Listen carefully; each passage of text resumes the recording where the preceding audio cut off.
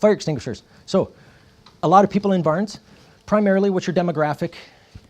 I have a daughter, 90% are probably ladies of various age. They have to have, they'll have the fire extinguisher right here at the door. But what good's that if you have to read, pull this? So what we did, we gave them this hand, we talked about fire extinguishers, which I don't have that here. So basically you pull, aim, squeeze, and sweep. And so we reached out to our neighboring fire department. They had a prop. Has anyone never seen these props? So basically what it is, we have a gas supply and electrical supply. That's filled with water, and then gas comes up. And they are using charged, we can refill the water hydrants, or rather the extinguishers. So they can come up, and we teach them where to stand upwind, put your back here.